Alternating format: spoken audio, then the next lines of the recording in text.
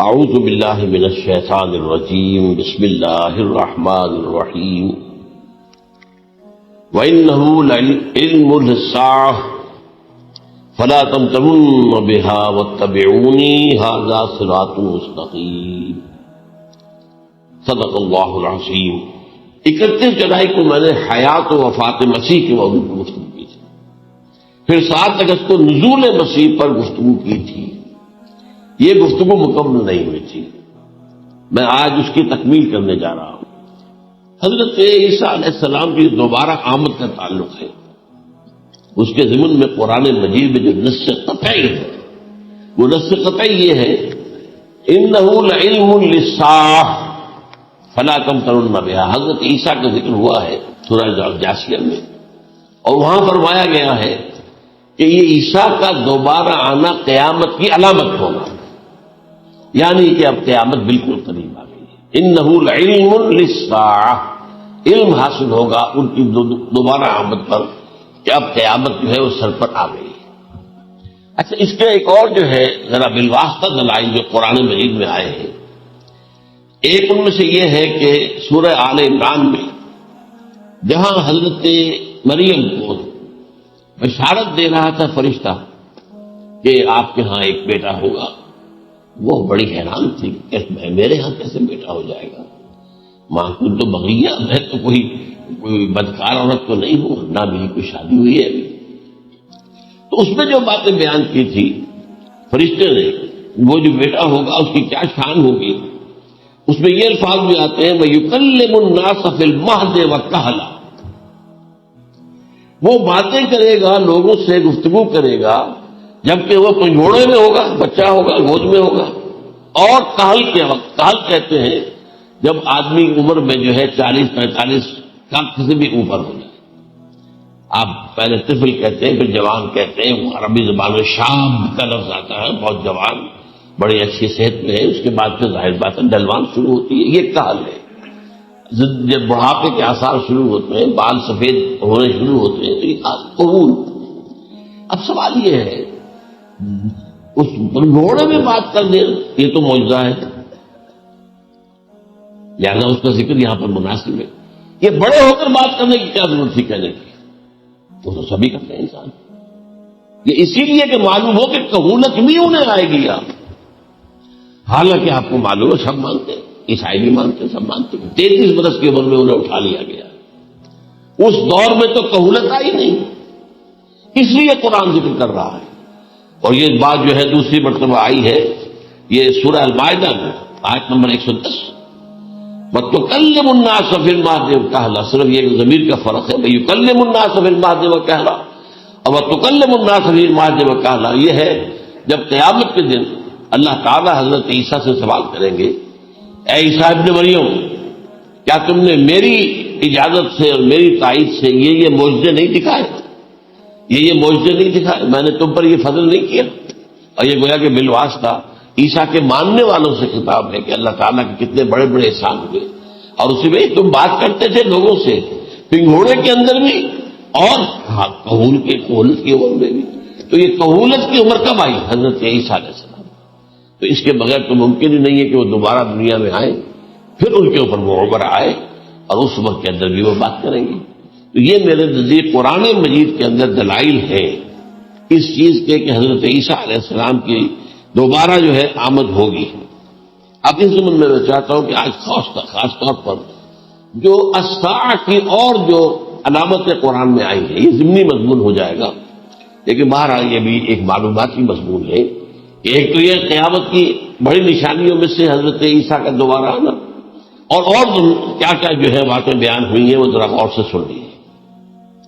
پہلی بات میں نے ہلکا سا حوالہ دیا تھا، ہم تو ایک لفظ قیامت بولتے ہیں، وہ قیامت جو ہے اتنا ہمارے نزدیک جامع لفظ ہے کہ جس میں وہ بھی جو زلزلۃ الساعہ آئے گا وہ بھی ہے، پھر جو نفخ روح نفخ ساق ہوگا وہ بھی ہے، لیکن قرآن مجید سے معلوم ہوتا ہے کہ یہ الساعہ ہے، وہ گھڑی جس دن کے یہاں قیامت برپا ہوگی، زلزلہ آئے گا، شدید ترین حالات آئیں گے، فوری طور پر تمام انسان مر نہیں جائیں گے۔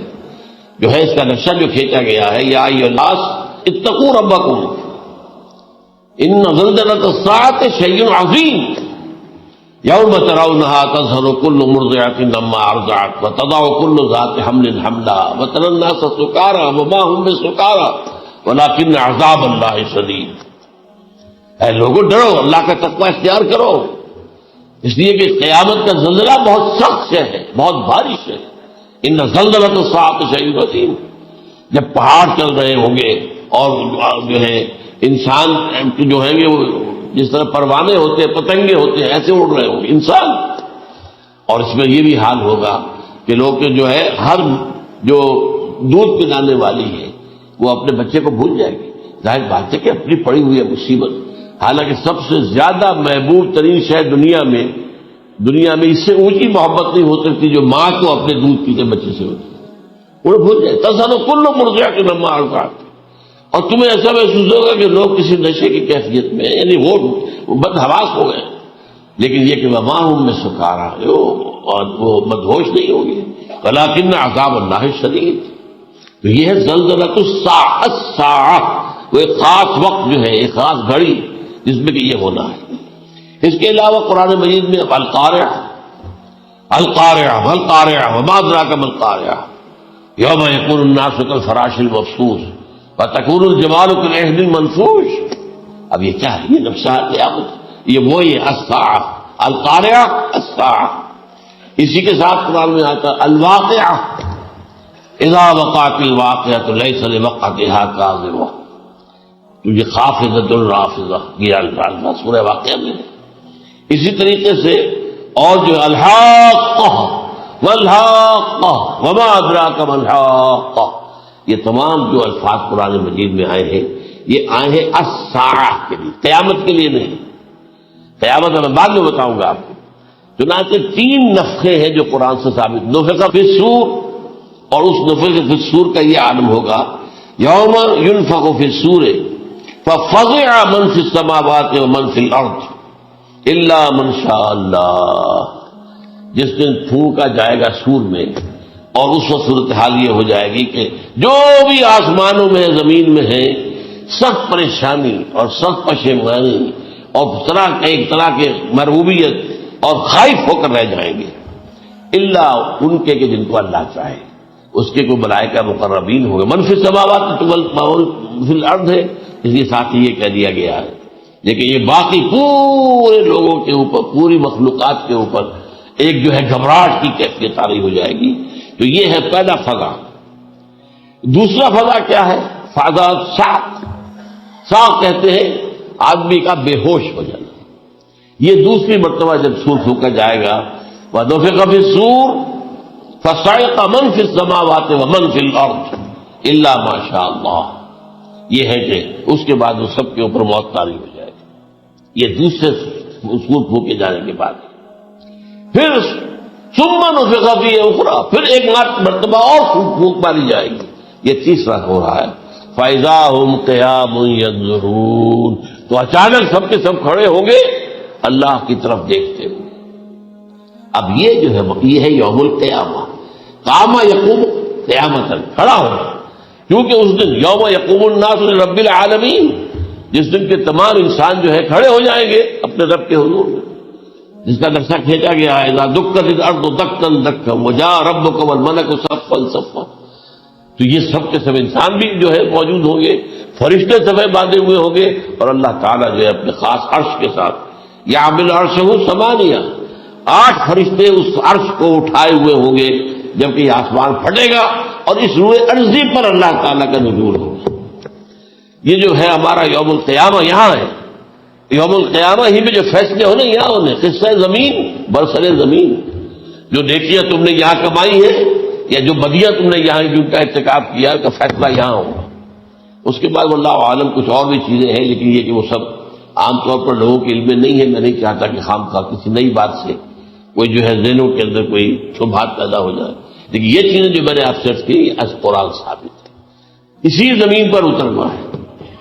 وجاء ربک والملک صفا صفا، یہ سب کے سب آئیں گے، اور ملائکہ، اور اس کے علاوہ جو ہے دوسرے مقامات پر جس کا نقشہ کھینچا گیا ہے جو سورۃ الحاقہ کے اندر ہے کہ وہ جو ہے جب حضور اللہ کا عرش جو ہے 8 فرشتے اٹھائے ہوئے نیچے اتریں گے، تو یہ تمام چیزیں قرآن مجید میں مذکور ہیں، اور یوم القیامہ یہی ہوگا، لیکن وہ ہے یوم القیامہ۔ ہم قیامت کہتے ہیں اس کو جس کو قرآن کہتا ہے الساعہ، الزلزلہ، الحاقہ، القارعہ، الواقعہ۔ یہ ہے در حقیقت جو پہلا معاملہ ہے کہ اس کے اندر جو ہے فضا ہو جائے۔ اب دیکھیے جو علامات قیامت احادیث میں آئی ہیں وہ میں آج آپ کو سنا رہا ہوں۔ ان کو 2 حصوں میں تقسیم کیا جاتا ہے، علامات صغریٰ، علامات کبریٰ۔ چھوٹی نشانیاں جو درجہ بدرجہ درجہ بدرجہ درجہ بدرجہ حاضر سامنے آئیں گے۔ ایک ہے بالکل قیامت سے متصل قبل بڑے جو خرق عادت واقعات ہوں گے وہ آئیں گے۔ اچھا، پہلی چیز کے سلسلے میں حضرت انس رضی اللہ تعالیٰ عنہ سے یہ مروی ہے اور یہ حدیث متفق علیہ ہے۔ پہلی علامت حضور نے بیان کی قیامت کی علامات میں سے، اب میں لفظ قیامت اسی معنی میں بول رہا ہوں جس میں کہ ہم عام طور پر بولتے ہیں۔ آپ نے فرمایا علم اٹھا لیا جائے گا، جہالت کا دور دورہ۔ اب یہ کون سا علم اٹھایا جائے گا؟ سائنس کا علم نہیں، دین کا علم۔ آج تو ساری قدر و قیمت جو ہے جس کے لیے دوڑتے ہیں لوگ لاکھوں روپے کی فیسیں دے کر، MBA ہو رہے ہیں، یہ جو ہے اکاؤنٹنسی کا پاس کر رہے ہیں، یہ CA کر لیا ہے، یہ کوئی اور جو ہے فزکس میں کوئی کیمسٹری میں ڈاکٹریٹ کر لی ہے، ڈاکٹر بن جائے تو کیا ہی کہہ رہے ہیں۔ اس لیے کہ بڑی چیز جو پاکستان سے ایکسپورٹ ہوتی ہے وہ ڈاکٹر ہیں۔ اتنے بڑے پیمانے پر جو کالج کھلے ہوئے ہیں، 3 لاکھ روپے ایک سال کی فیس، 5 لاکھ روپے ایک سال کی فیس، یہ کیوں لیتے ہیں اور کیوں لوگ لیتے ہیں؟ کہ موقع مل جاتا ہے MBBS کر کے۔ امریکہ کے اندر بھی ڈیمانڈ ہے، ان کے ہاں ڈاکٹر جو ہیں جتنے ہونے چاہیے نہیں ہے، لہذا اور بھی بہت سی جگہوں پر ڈیمانڈ ہے۔ تو جس چیز کی مارکیٹ میں ڈیمانڈ ہے وہ علم ہے۔ آج علم کمپیوٹر کا علم ہے یہ، حالانکہ ان میں سے کسی کے اوپر لفظ علم کا اطلاق میرے نزدیک غلط، جہالت۔ علم وہ ہے جو ذہن کو جلا دے، جو سوچ کو جلا دے، روشنی پیدا کرے، دماغی روشنی، وسعت دے، انسان کے فکر کو وسعت دے، اس کے ذہنی جو ہے جو افق ہے اس کو وسیع کرے۔ علم تو وہ ہے جو حقیقت کے کیا علم بھی اس سے عطا فرمائے۔ قرآن ہے، حدیث ہے، باقی اور چیزیں جو اس سلسلے میں آ سکتی ہیں وہ ہے کہ جو قرآن اور حدیث کی سمجھنے میں ممکن ہو اور زیادہ جو ہے اس کے فہم کو آسان کر۔ لیکن یہ کہ فرمایا علم اٹھا لیا جائے گا، جہالت کو فروغ ہوگا۔ ظاہر بات ہے ایک ہی بات ہوئی ہے۔ دوسرے نمبر پہ یہ کہ جہالت کو فروغ ہوگا۔ نمبر 3 زنا کثرت سے ہوگا۔ نمبر 4 شراب نوشی عام ہو جائے گی۔ نمبر 5 عورتوں کی تعداد بہت زیادہ ہو جائے گی، مردوں کی تعداد کم ہو جائے گی، یہاں تک کہ 50 عورتوں کا خیر خبر کرنے والا، کوئی نگرانی کرنے والا، وہ ایک مرد۔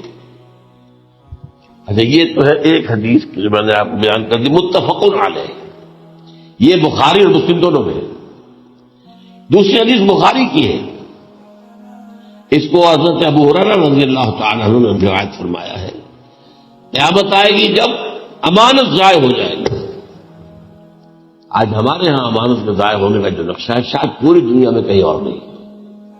جس طرح کے غبن یہاں ہوتے ہیں، جس طرح کک بیکس جو ہے وہ لیے جاتے ہیں، اس غریب یعنی قوم غریب ہے لیکن یہاں امیر بہت بڑے بڑے لوگ ہیں، وہ تو دنیا بھر کے ٹاپ کے امیروں کے اندر اس کا شمار ہو جائے گا۔ لیکن یہ سب امیر کیسے بنے؟ غبن بلین کا ڈالر کا، اب تو اس سے کم کی تو بات ہی نہیں ہوتی۔ فلاں نے اتنے بلین جو ہے پیسے اپنا جو ہے قرضہ معاف کرا لیا۔ بھائی کس نے کون کرتا ہے معاف؟ یہ کسی کے باپ کی جاگیر ہے، یہ پیسہ بینک کے اندر حکومت کا ہے کہ حکومت کو اختیار ہو گیا ان رائٹ آف کر دے، ان کے جو ہے ان کی جائیدادیں کرو ضبط۔ لیکن ہوتا کیا ہے، بینک آفیسر بے ایمان ہے، وہ کہتا تھا 1 کروڑ کا قرضہ لے جاؤ، 10 لاکھ مجھے دے جاؤ، چاہے تم میرے پاس کوئی ڈاکومنٹ جو ہے ایسے نہیں دے سکتے، حالانکہ ہونا چاہیے۔ اتنا بڑا قرضہ لے رہے ہو تو ڈاکومنٹس یہاں پر ہمارے سامنے لاؤ۔ کہ اگر تم نہ دے سکو تو ہم ان ڈاکومنٹس کے ذریعے سے تمہاری جائیداد، تمہاری کوئی جاگیر، تمہاری کوئی اور چیز کو قبضہ کریں. جب وہ وقت آتا دیکھتے تو یہ ڈاکومنٹس ہی پھینک گئے. اللہ نہ خرچ کیا کرے گا کوئی؟ بینک کا باپ بھی واپس نہیں لے سکتا. اور یہ سب کس کی بے ایمانی ہے؟ وہ جو بیٹھا ہوا بینک مینیجر، سارا سودا اس نے مانگا اٹھا. 1 کروڑ ہے نا، 10 لاکھ مجھے جو 90 تم لے جاؤ. باقی یہ کہ ٹھیک ہے میں تمہارے جو ڈاکومنٹس تم پیش کرے اس کو کوئی اعتراض نہیں کرتا، بس جاؤ. اور نمبر 2، حکومت نااہلوں کے سپرد ہو جائے. یہ ہے امام بخاری کی روایت کردہ روایت میں حضرت ابو ہریرہ سے. مسلم شریف میں ابو ہریرہ رضی اللہ تعالیٰ عنہ سے ایک اور روایت ہے، مال عام ہو جائے گا یہاں تک کہ زکوٰۃ قبول کرنے والا کوئی نہ ہوگا. یہ بات وہ ہے جو آج سعودی عرب اور UAE کے اندر آپ کثرت سے دیکھیں. دولت جو ہے وہ ریل پیل.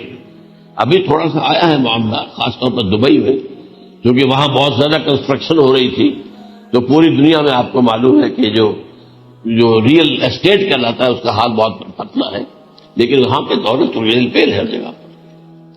اور سب سے اہم متفق علیہ روایت. متفق علیہ کیا؟ وہ تو حضرت عمر سے بھی مروی ہے، ابن عمر سے بھی مروی ہے، ابن عباس سے بھی مروی ہے، ابو ہریرہ سے بھی مروی ہے، عبداللہ ابن مسعود سے بھی مروی ہے رضی اللہ تعالی عنہ اجمعین. اور یہ وہ حدیث ہے جسے کہا حدیث جبرائیل، جسے ام السنہ بھی کہا گیا. اس میں جو آخری سوال کیا حضرت جبرائیل نے حضور سے، چوتھا. پہلا یہ تھا کہ اسلام کیا ہے مجھے بتائیے، ایمان کیا ہے، اس کی حقیقت کیا ہے یہ مجھے بتائیے. تیسرا احسان کیا ہے یہ بتائیے. چوتھا یہ قیامت کے بارے میں بتائیے کب ہوگی. حضور نے فرمایا کہ اس کے بارے میں جس سے سوال کیا جا رہا ہے وہ اس سے زیادہ نہیں جانتا جو کہ سوال کر رہا ہے. اب اس کے کئی مفہوم ہو سکتے ہیں کہ بہرحال یا تو حضرت، چونکہ بعد میں معلوم ہوا کہ حضور نے پہچانا نہیں کہ یہ جبرائیل ہے، بلکہ جب سوال جواب ہو کر وہ چلا گیا شخص، اچانک حضور نے کہا ذرا ردو ہو ہی لیا، ذرا بلانا اس کو دوبارہ لانا. اب جب دیکھا کہ وجود ہی نہیں اس کا، آسمان نے اس کو چکھ لیا، زمین نے نگل لیا، کیا ہوا ہے. پھر آپ نے یہ جبرائیل تھے جو تمہیں تمہارا دین سکھانے آئے تھے جبکہ تم سوال نہیں کر رہے ہو. یہ بڑے بیسک کوسچن تھے. اس لیے کہ دنیا کے ہمارا نظام اسلام پر ہے، ایمان پر نہیں ہے. اس لیے ایمان کو ویریفائی کر ہی نہیں سکتے. کیسے پتا ہوگا اس میں ایمان ہے یا نہیں ہے؟ کوئی آلہ نہیں ہے، کوئی الیکٹروکارڈیوگرام ابھی تک ایسا نہیں ہے، کوئی جو ہے اور جو طریقے چل رہے ہیں وہ تو ان کے ذریعے سے یہ تو نہیں معلوم ہو سکتا ایمان ہے کہ نہیں. لہذا یہاں کا سارا نظام اسلام پر، شہادت اللہ الہ الا اللہ وان محمد رسول اللہ. پھر ایک نظام بنا لیا، وہ اقام الصلاۃ و ایتاء الزکوٰۃ و صوم رمضان و حج البیت. اس میں بھی یہ ہے کہ اگر کوئی نماز کو نہیں مانتا تو کافر ہوگا، لیکن نماز پڑھتا نہیں ہے تو کافر نہیں ہے. فاسق ہے، فاجر ہے، گناہ گار ہے، کمزور مسلمان ہے. اس طرح زکوٰۃ کا منکر ہو جائے گا تو وہ کافر ہوگا، لیکن زکوٰۃ دے نہیں رہا ہے تو یہ گویا کہ گناہ گاری ہے، کمزوری ہے. اس حوالے سے نوٹ کر دیجئے کہ یہاں کا دنیا کا سارا اسلامی نظام اور سارا کانسٹیٹیوشنل اور لیگل سسٹم جو ہے اسلام کا وہ اقرار باللسان پر ہے. ایمان ہے وہ کہ جس کی بنیاد پر وہاں فیصلے ہوں گے.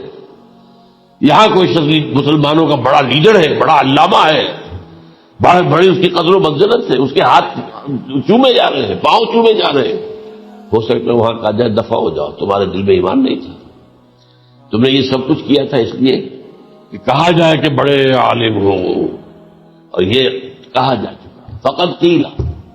اب یہاں کچھ نہیں ہے تمہارے پاس. پھر فرشتوں کو حکم ہوگا کہ اس کو گھسیٹتے ہوئے جہنم میں ڈال دیں. 3 باتیں بیان کیا. یہی حشر اس کا ہوگا مالدار کا. اللہ پوچھے گا میں نے تمہیں بہت مال دیا، تم نے کیا کیا؟ وہ کچھ گنوانا شروع کرے گا، اللہ فرمائے گا جھوٹ بول رہا، ادب کا. تم نے یہ خیرات و صدقات اس لیے کیے تھے کہ تمہاری سخاوت کے ڈنکے بج گیا، تعریف ہے کی جائے. وہ کی جا چکی ہے، دنیا میں ڈنکا بج گیا. یہاں کچھ نہیں، وہ نیت دل میں کچھ اور تھی تمہارے. میں لیس البر ان تولوا وجوہکم ہمارا قرآن مجید کا سبق، ہمارا منتخب نصاب کا نمبر 2 بڑی تفصیل سے بیان کیا. یہی معاملہ ہوگا اس عالم کا. اللہ فرمائے گا میں نے تمہیں علم دیا، تم نہیں. وہ کہے گا میں نے علم پھیلایا لوگوں میں ہدایت کی. جھوٹ بول رہے ہو، تم نے تو صرف اس لیے کیا تھا، تمہاری نیت یہ تھی کہ بڑا عالم شخص ہے، بڑا فاضل شخص ہے. تو یہ سب کہاں جا چکا. تو وہاں کا معاملہ جو ہے وہ اسلام پر نہیں ہے کہ آپ دکھائیں گے دیکھیے یہ میرا آئیڈینٹی کارڈ ہے، اسلام میرا مذہب لکھا ہوا ہے. یہی میرا پاسپورٹ ہے، آئیڈینٹیفیکیشن کے لیے دنیا میں عام طور پر یہ چیزیں ہوتی ہیں. کوئی تعلق نہیں. آخرت کا معاملہ کسی اور شے پر ہے. وہ تو ایمان دل میں ہے، اور تمہارے تمام جو حرکات ہیں، اعمال ہیں، ان سب کے اندر جب تک کہ اصل جو قوت متحرکہ ہے وہ اللہ کی محبت نہ بن جائے، اخلاص للہ، بحب اللہ للہ، اور یہ کہ یہ تمام چیزیں جیسا کہ فرمایا، ایک حدیث بڑی پیاری ہے، ایمان کی تکمیل کی علامت کیا ہے؟ فرمایا من احب للہ وابغض للہ ومنع للہ واعطى للہ فقد استکمل الایمان. جس شخص کے نے محبت جس سے بھی کی اللہ کے لیے کی، اپنے مفادات کے لیے نہیں، رشتہ داری کی بنیاد پر نہیں. محبت اوپر ہو جائے، رشتہ دار کا حق ہے دو، بیوی کے حقوق ہیں دو، لیکن محبت یہ اللہ کے ذریعے ہو کہ فلاں شخص سے مجھے محبت اللہ کے لیے.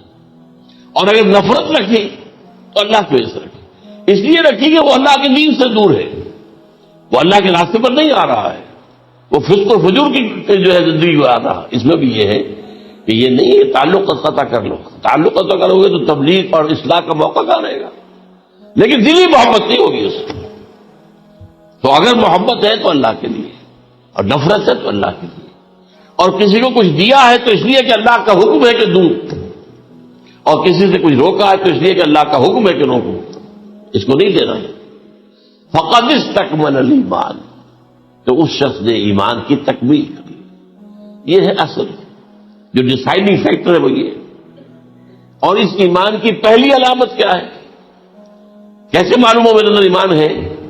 پہلی علامت سب سے کم تر درجے کا ایمان، اس میں فرمایا گیا اذا اساءت کا سیئۃ واحسنت کا حسنۃ فانت مومن. اگر کوئی اچھا کام کر کے خوشی ہو اور کوئی برا کام ہو جائے تو ملامت ہو، یہ کیا کر بیٹھا، یہ میں نے کیا کیا، یہ مجھے نہیں کرنا چاہیے تھا.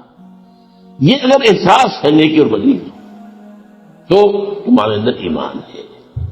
یہ ایمان ہے ادنیٰ درجے، اور وہ ایمان احب للہ ہے، وابغض للہ ہے، واعطى للہ ہے، ومنع للہ ہے، فقد استکمل الایمان.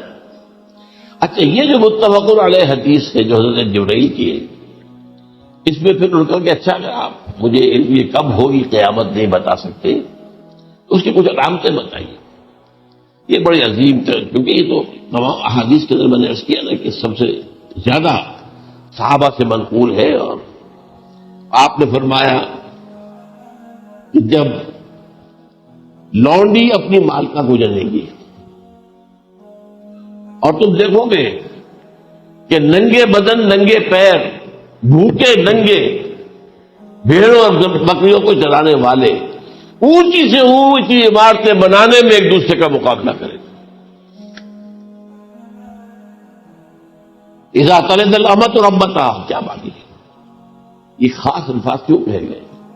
اولاد والدین کے سامنے دب کر رہتی تھی، کبھی سینہ تان کے بات نہیں کرتے تھے.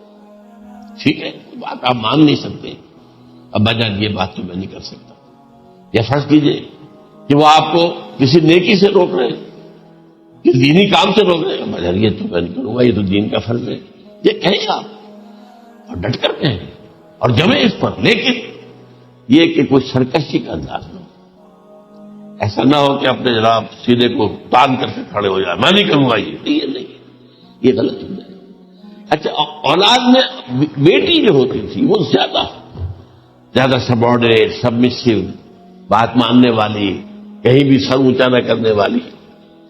اور آخری دور میں کیا ہوگا، بیٹیوں سے مائیں ڈریں گی، انہیں ٹوک نہیں سکتی کسی بات پر، پتہ نہیں کیا بک دے، کیا بکواس کر دے. یہ تو ہمارے یہاں ہو گیا ہے، باہر کیا ہے تو آپ یہ بھی نہیں پوچھ سکتے. آپ کی 13 برس کی لڑکی آئی ہے رات کو 1 بجے، نہیں پوچھ سکتے کہاں رہی ہو، یہ رات کہاں گزاری، پوچھ ہی نہیں سکتے. یہ پوچھنا بھی جرم ہے. اپنے چھوٹے بچے کو آپ نے تھپڑ مار دیا، تہذیب ہے، سکھانا ہے، غلط کام کیا ہے، اس کی سرزنش ہو رہی ہے، فوراً وہ اگر ایک فون کر دے گا پولیس آئے گی، بچے کو لے جائے گی، اسے لا کر کہیں اور جو ہے ڈپازٹ کرے گی، اور آپ پر مقدمہ چلے گا، آپ کو اس کی سزا بھگتنی ہوگی. ظاہر بات ہے کہ پھر وہاں سرکشی کا کیا عالم ہوگا، پھر اولاد کہاں کر جھکائے گی، کس درجے میں جھکائے گی، اس کی تربیت عثمانی ہوئی نہیں. تو انقلب الامۃ ربتھا، گویا کہ ماں بیٹی کے نزدیک ماں جو ہے وہ ایسی ہو جائے گی جیسے لونڈی. گویا کہ لونڈی نے ایک اپنی مالکہ کو جنم دیا ہے، بیٹی مالکہ بن جائے گی اور ماں جو ہے لونڈی بن جائے گی. اور دولت کے ریل پیل کا ابھرتا دکان، یہ جو بھوکے ننگے اور مفلس، کیا بات کا 100 برس پہلے انہیں کھانے کو کچھ نہیں ملتا تھا. یہ مشرقی ساحل پر تھے، یہ سوائے یہ کہ مچھلیاں پکڑ لی، اللہ خیر اللہ وہ کھا لی، یا کہیں ان کو بیچ دیا، کوئی بنڈی لگ گئی، بنڈی لگ جاتی تھی. اور کیا تھا؟ اور مغربی ساحل پہ کیا ہوتا تھا؟ ساری ان کی معیشت حج کے گرد گھومتی تھی. حاجی آئے ہیں، خریداریاں کر رہے ہیں، اور آپ کو معلوم پوری دنیا سے مال پہلے بھی پہنچتا تھا وہاں. آپ کو جو ہے ہر ملک کے ہر کونے کا پھل وہاں مل جائے گا آج بھی. اور وہاں پر یہ ہے کہ سب سے بڑی بدوؤں کے لیے سب سے بڑی بات کیا تھی؟ قربانی کا گوشت. اسے وہ سکھاتے تھے، سخت چمڑے کر کے کھاتے تھے. یہ ان کا حال تھا. آج جا کر دیکھیے نئے شہر بن رہے ہیں، امریکنز کو کانٹریکٹ دیے جا رہے ہیں، بالکل ماڈرن شہر بنا دو. ایک ایبسولوٹلی ماڈرن شہر جو ہے وہ جو مشرقی ساحل کے اوپر جو پہلے سے آرام کو سٹی ہے، امریکن سٹی ہو، اس کے اندر کوئی سعودی بھی داخل نہیں ہو سکتا سوائے جس کے پاس اس سٹی کی طرف سے لائسنس نہ ہو. اور اس کی چار دیواری کے اندر، چار دیواری کیا فصیل کے اندر کہیے، جو چاہو کرو، کوئی تم پر پابندی نہیں. ننگے نہاؤ، تالاب ہے نہا رہے، ننگی عورتیں ننگی مردیں نہا رہے، کوئی پوچھنے والا. اب اسی قسم کا ایک سٹی آباد ہونا جا رہا ہے مغربی ساحل پر، جدہ اور ینگوع کے درمیان.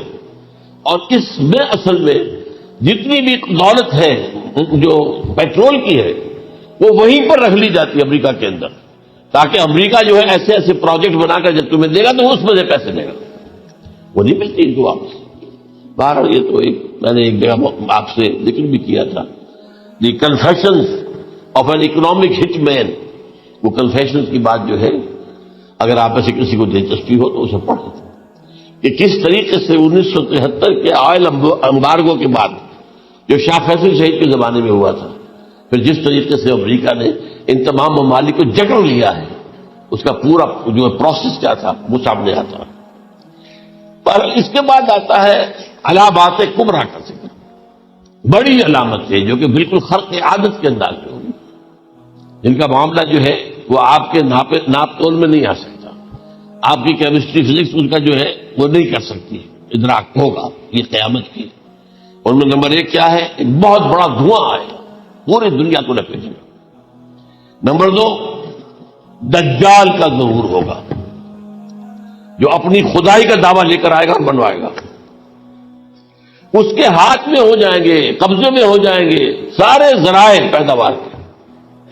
اس کی طرف بھی پہلا قدم اٹھ چکا ہو، ٹرپس کے نام سے معاہدہ ہو چکا ہے. کوئی ملک اپنا بیج پیدا نہیں کر سکتا ہو. یہ بیج ہم نے ڈیولپ کیے ہیں.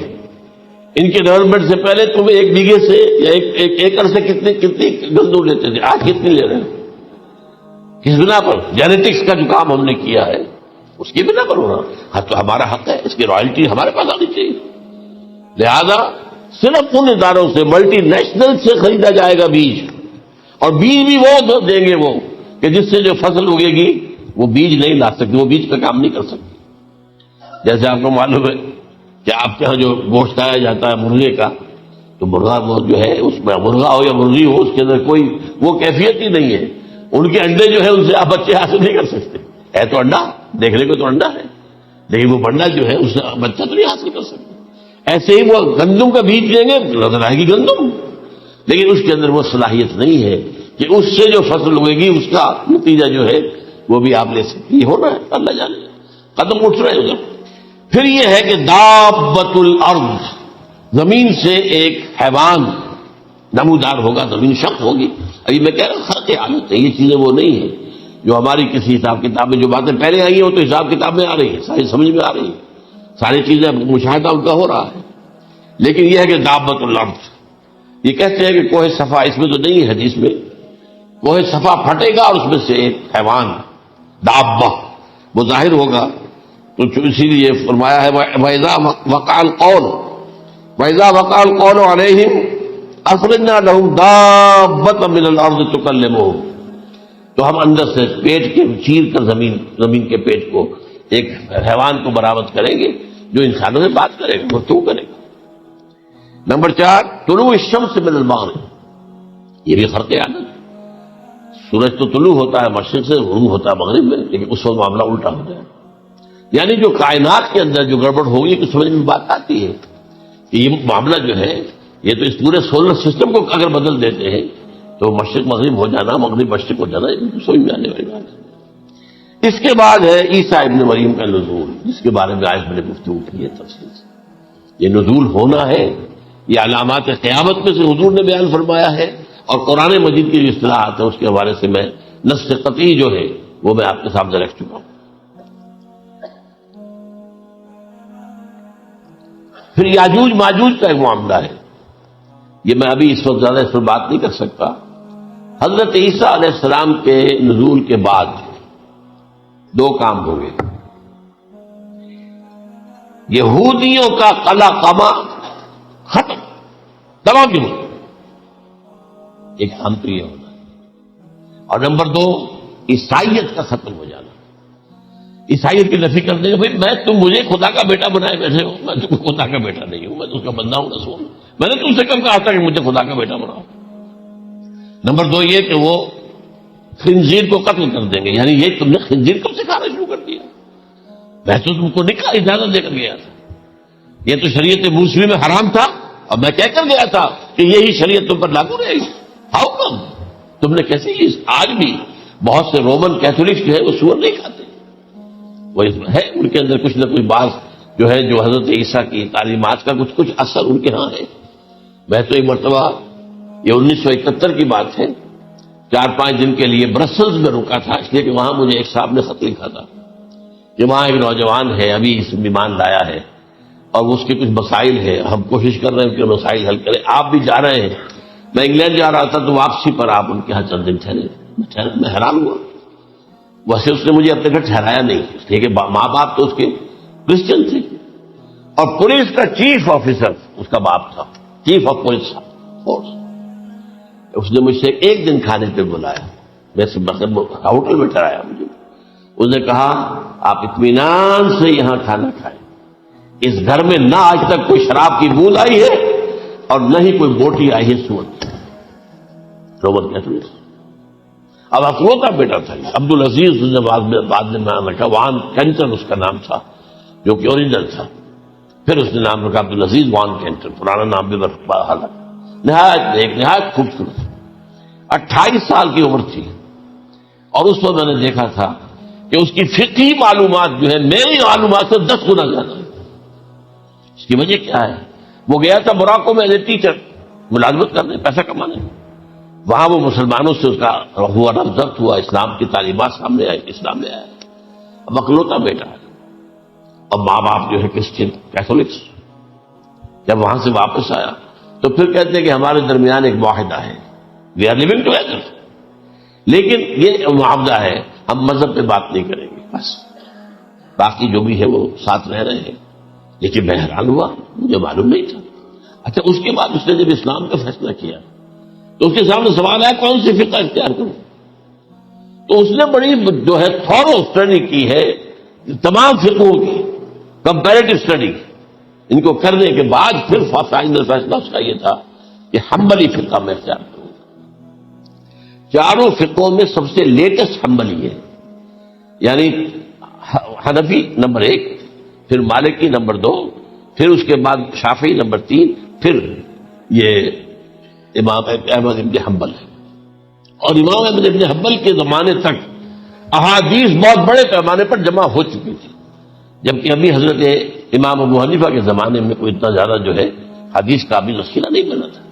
اسی پر تو لوگ حیران ہوتے ہیں کہ زیادہ حدیث امام ابو حنیفہ کے علم میں نہیں تھی, لیکن مجال ہے کہ ان کا کوئی فتویٰ جو ہے کتاب و حدیث کتاب و سنت کے خلاف ہو. اگرچہ انہوں نے صاحب کہا کہ اگر تم پاؤ کوئی ایسی سچی حدیث, پختہ حدیث جو میری کسی رائے کے خلاف ہو تو میری رائے کو دیوار پر دے مارنا اور وہ صحیح حدیث کا پیروی کرنا. لیکن ویسے اس کے بعد یہ کمال یہ ہے کہ بہت ہی کوئی شاذ معاملہ ہے کہ جس میں ان کا کوئی فتویٰ وہ کتاب و سنت کے منافی ہو یا سنت کے منافی ہو. کتاب پہ تو سوال پیدا نہیں ہوتا، کتاب تو ساری ان کے سامنے موجود تھی.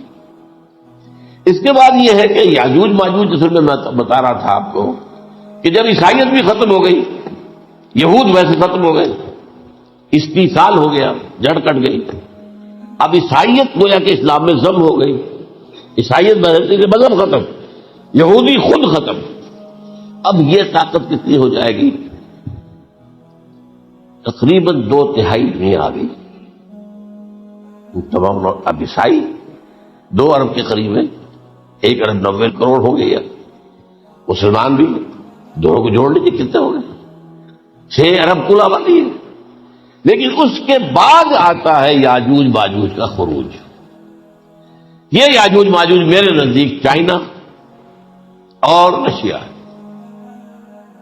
ان کی مجموعی طاقت اتنی ہوگی اور یہ اس طرح آئیں گے ہر اونچائی پر سے اترتے ہوئے پھسلتے ہوئے. جیسے 1962 میں جب وار ہوئی تھی بٹوین چائنا اینڈ انڈیا 1962 میں، تو وہ اس وقت کا شب جو آج بھی اخبارات میں پڑھتا تھا تو یاد waves after waves of Chinese soldiers were coming down the slopes of Himalayas. یہ تو وہ ہے نا جن کی تعداد کا کوئی حساب نہیں ہے. اور رشیا اور یہ مل کر جو ہے، میرا اندازہ یہ ہے کہ جب پہلے ملحمۃ العظمیٰ ہوگی وہ عیسائیوں اور مسلمانوں کے درمیان، اس وقت یہ دونوں پاورز نیوٹرل رہیں گی. لیکن غالباً یہ بات طے کر لیں گی کہ ویپنز آف ورلڈ جو ہے ماس ڈسٹرکشن یہ استعمال مت کرنا. اگر یہ ویپنز آف ماس ڈسٹرکشن استعمال کرو گے تو ہم میدان میں آ جائیں گے. اس میں وہ جنگ جب ہو چکے گی، پھر حضرت عیسیٰ کو فتح حاصل ہو جائے گی، اور پھر یہ کہ یہودیت ختم ہو جائے گی، عیسائیت بطور مذہب ختم ہو کر اسلام میں ضم ہو جائے گا. پھر وہ 40 برس کا عہد حکومت ہے حضرت عیسیٰ علیہ السلام. لیکن جب یہ فتح ہو جائے گی ان پر، اب یاجوج ماجوج آئیں گے اور اتنی تعداد میں آئیں گے کہ بحیرہ طبریہ جو ہے اس کا سارا پانی پی جائے گا. یہ تو اگر آپ کو کبھی اندازہ ہو یا کوئی آپ جانے ان لوگوں کو جو ان چینیوں سے واقف ہیں، وہ کہتے ہیں زمین پر ہلتی ہوئی کوئی چیزوں سے وہ چھوڑی چھوڑ کے کھا جائیں گے. جہاں وہ جاتے ہیں ایز اے لیبرر، وہاں کے جو سارے کتے ہیں ختم، ساری بلیاں ختم، ہر شے وہ جو صاحب کھاتے ہیں ہر چیز کھاتے ہیں. اور یہ تمام ایسٹرن کنٹریز میں ہوتا ہے. بڑی ڈیلیشس ڈشز ہیں سانپ وغیرہ وغیرہ. اور یہ جس طرح کھا جائے پانی ایک قطرہ نہیں رہے گا اس پر. تو پھر جو ہے اللہ تعالیٰ اس وقت جو ہے اس میں ایک ایسی بیماری پیدا کرے گا یہ سب مر جائے. یہ معجزے سے ہوگا. یعنی ان کے اوپر فتح جو ہے وہ عام لڑائی کے ذریعے سے نہیں ہوگی، بلکہ اس کے اوپر فتح جو ہوگی وہ اللہ تعالیٰ سے بول ایک بیماری پیدا ہوگی، سب مر جائے گا. اور اس کے بعد اللہ تعالیٰ ایسے پرندے بھیجے گا بڑی لمبی لمبی گردنوں والے، وہ ان سب کو کھا جائیں گے. جیسے ہمارے ہاں گدھ ہوتے ہیں وہ ان کو صاف کر دیں گے. ورنہ تو یہ ہے کہ پوری دنیا کے اندر جو بدبو اور جو پیدا ہوتا معاملہ اس سے، تو اس نوع انسانی کی بقا ممکن نہیں تھی. ان کے خاتمے کے بعد پھر یہ ہوگا کہ حکومت اسلامی جو ہے پوری دنیا میں حضرت مسیح علیہ السلام کی ہو. 45 برس وہ رہیں گے. اسی میں وہ کہلن بھی آ جائے گا، وہ فلماد و کہلن جو میں نے شروع میں بیان کیا تھا. اسی میں پھر یہ ہے کہ وہ شادی بھی کریں گے، ان کی اولاد بھی ہوگی، اور پھر ان کا انتقال ہوگا تو حضرت حضور صلی اللہ علیہ وسلم کے حجرے میں، وہیں پر جہاں حضور اور ابو بکر اور عمر رضی اللہ تعالیٰ عنہم دفن، وہیں پہ ان کو دفن کیا جائے. اور قیامت کے دن حضور فرماتے ہیں کہ میں اور یہ تینوں ساتھ ہیں. تو یہ ہے حالات و واقعات. بہرحال اس میں یہ ہے کہ یہ نوٹ کر لیجئے کہ جہاں تک ہمارے ہاں آج کل کا معاملہ ہے، میرے نزدیک میں یہ کہنے پر مجبور ہوں، جو رفع و نزول مسیح کو نہیں مانتا وہ کم سے کم منکر حدیث ضرور ہے. میں اس سے کم کا فتویٰ نہیں دے سکتا.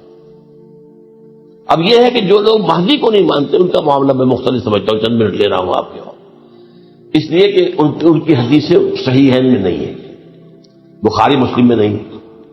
اور یہ کہ بہرحال ان کا معاملہ جو ہے وہ ایسا نہیں ہے حضرت عیسیٰ کا.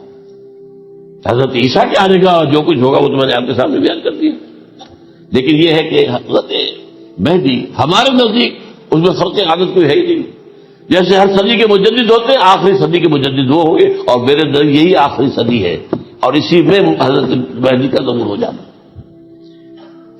سعودی عرب میں کوئی خانہ جنگی ہوگی کسی بادشاہ کے انتقال پر، اور پھر اس وقت یہ ظاہر ہوں گے، اس وقت ملک کے حالات کو سنبھالنے کے لیے لوگ ان کو زبردستی نکالیں گے، چھپے ہوئے ہوں گے ایک گھر میں۔ یہ حضرت ام سلمہ رضی اللہ تعالی عنہ کی روایت ہے کہ ایک بادشاہ کے انتقال پر یہ خانہ جنگی ہو جائے گی، اور ایک شخص مدینے سے بھاگ کر مکے میں چھپ جائے گا۔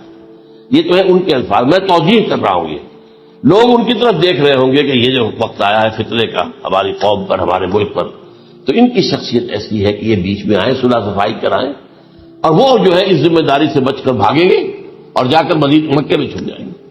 پھر لوگ انہیں تلاش کر کے نکالیں گے اور زبردستی ان کے ہاتھ پر بیٹھ کریں گے، ورنہ وہ اتنے بڑے منصب کو۔ اور پھر یہ بھی ہے، ایک حدیث میں آتا ہے اللہ تعالیٰ یصلح فی لیلۃ واحدہ، ایک رات میں ان کی مکمل اصلاح کر دیں گے۔ یعنی اگر کوئی تھوڑا بہت نقص اور عیب کوئی ہوا بھی، کوئی کمی کوتاہی ہوئی بھی، تو اللہ تعالیٰ ایک رات میں اصلاح کروا دیں۔ لیکن ہمارے نزدیک اس قدر کوئی خرق عادت ہے ہی نہیں۔ البتہ جو کہتے ہیں اہل تشیع، وہ خرق عادت ہے کہ ان کے 12ویں امام جو ہے وہ بچپن ہی کے اندر اس خوف سے کہ جو بنو عباس بادشاہ ہیں وہ ان کو قتل کر دیں گے، تو وہ ایک غار میں چھپا دیے گئے۔ اب وہ 1200 برس سے اس غار کے اندر چھپے ہوئے، اور اس کے بعد وہ ظاہر ہوں گے، وہ امام مہدی ہوں گے۔ اس میں خرق عادت ہے، لیکن میں یہ کہتا ہوں کہ محض خرق عادت کی بنیاد پر ہم اس کی نفی نہیں کریں گے۔ کیوں؟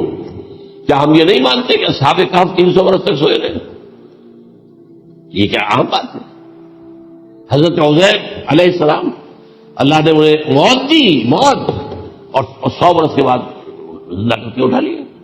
تو خرق عادت حضرت عیسیٰ کو ہم اتنا بڑا خرق عادت مانتے کہ اٹھا کر آسمان پر، تیسرے آسمان کے اوپر ہے، موجود ہے، اب بھی ہے۔ شب معراج میں تیسرے آسمان پر حضور کی ملاقات ان سے ہوئی۔ تو یہ خرق عادت کی بنیاد پر نفی نہیں ہم کرتے، ہو سکتا ہے، لیکن یہ کہ اس کے لیے ہمارے پاس کوئی دلیل نہیں، کوئی احادیث نہیں، کچھ نہیں، اس لیے ہم اس کو نہیں مانتے۔ البتہ خود وجود جو ہے حضرت مہدی کا، وہ کوئی عجیب بات نہیں ہے۔ وہ تو جیسے پہلے بھی آئے ہیں ہمارے مجددین، ایسے مجدد ہوں گے اور دین کو تازہ کر دیں گے۔ ایک صحیح اسلامی ریاست جو ہے وہ عرب میں قائم ہو جائے گی دوبارہ۔ حضور نے فرمایا وہ عدل اور انصاف سے عرب کو اسی طرح بھر دے گا جیسے کہ وہ اس سے پہلے ظلم اور جور اور زیادتیوں کے سے بھری ہوئی ہوگی۔ تو یہ کام ہوگا، یہ تو مجدد کا کام ہوتا ہی ہے اس حوالے سے۔